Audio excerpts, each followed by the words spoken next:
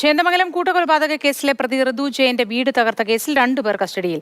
ഭരണിമുക്ക് സ്വദേശികളായ ഗോവിന്ദ്, ജിബിൻ എന്നിവരാണ് പിടിയിലായത്. ശ്യാം പ്രസാദ് ഉത്തമൻ വിവരങ്ങളുമായി ചേരുന്നു. ശ്യാം, എന്ത് കാരണത്താലാണ് ഇവർ ഈ ഗോവിന്ദും ജിബിനും ഇങ്ങനെ പ്രതിയുടെ വീട് കയറി ആക്രമിച്ചത്? ഈ ജനവികാരം നേരത്തെ തന്നെ അവിടെ ഉണ്ടെന്ന് നമുക്ക് മനസ്സിലാക്കാം. അങ്ങനെ ഒരു വികാരപരമായ ഇടപെടലായിരുന്നു ഇവർ നടത്തിയത്. പോലീസ് എന്താണ് പറയുന്നത്? മോത്തി, ഇന്നലെ വൈകിട്ട് 6 മണിക്ക് ശേഷമാണ് ഇങ്ങനൊരു സംഭവം നടക്കുന്നത്. അതായത് വൈകിട്ട് 6 മണിക്ക് ശേഷം ഇവർ 2 പേരും കൂടി ഇങ്ങോട്ടേക്ക് എത്തുന്നു. വാഹനത്തിലാണ് വന്നത്. അതിനു മുമ്പേ തന്നെ 2 തവണ ഈ ഗോവിന്ദ് ഈ വീടിന് സമീപം ചുറ്റിപ്പറ്റി വന്നിരുന്നു. അതിനുശേഷമാണ് സുഹൃത്തായിട്ടുള്ള ജിബിനെ കൂടി കൂട്ടുന്നത്.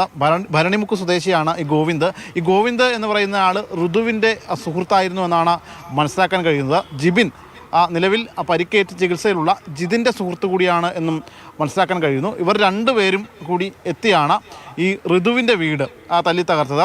വീടിൻ്റെ മുമ്പിലത്തെ കോൺക്രീറ്റ് തിണ്ണ മൊത്തത്തിൽ അടിച്ചു തകർത്തിട്ടുണ്ട്. അതോടൊപ്പം തന്നെ സൈഡിലെ ജനൽപ്പാളുകളെല്ലാം തന്നെ തല്ലി തകർത്തിട്ടുണ്ട്. വീടിന് മുമ്പിലുണ്ടായിരുന്ന കസേര തല്ലി തകർത്തിട്ടുണ്ട്. ഇതിനുശേഷം ഇവർ കടന്നു കളയുകയായിരുന്നു. വടക്കേക്കര പോലീസ് ഉടൻ തന്നെ എത്തി. ആ സംഭവം നടക്കുമ്പോൾ ആ പ്രദേശത്ത് ആരും തന്നെ ഉണ്ടായിരുന്നില്ല. ഈ പറയുന്ന ഋതുവിൻ്റെ വീടിൻ്റെ നേരെ എതിർദിശയിലുള്ള വീടാണ് ഈ വേണുവിൻ്റെയും മരിച്ച വേണുവിൻ്റെ കുടുംബം താമസിച്ചിരുന്നത്. അവിടെ ഇപ്പോൾ ആരും തന്നെ ഇല്ല. ആ വീട് പൂട്ടിയിട്ടിരിക്കുന്ന അവസ്ഥയാണ്. ഋതുവിൻ്റെ വീട്ടിലും അച്ഛനും അമ്മയും ഉണ്ടായിരുന്ന അവരും ഈ സംഭവത്തിന് ശേഷം ബന്ധുവീട്ടിലേക്ക് മാറിയതിനാൽ അവിടെയും ആരും ഉണ്ടായിരുന്നില്ല. ഈ വടക്കേക്കര പോലീസ് എത്തി സംഭവ സ്ഥലത്ത് പരിശോധന നടത്തി തിരികെ പോകുന്ന വഴിക്കാണ് ഈ 2 പ്രതികളെ പിടികൂടുന്നത്. നിലവിൽ ഈ പ്രതികൾ 2 പേരും വടക്കേക്കര പോലീസിൻ്റെ കസ്റ്റഡിയിലുണ്ട്. ജാമ്യം ലഭിക്കാവുന്ന വകുപ്പുകളാണ് നിലവിൽ ഇവർക്ക് നേരെ ചുമത്തിയിട്ടുള്ളതെന്നാണ് മനസ്സിലാക്കുന്നത്.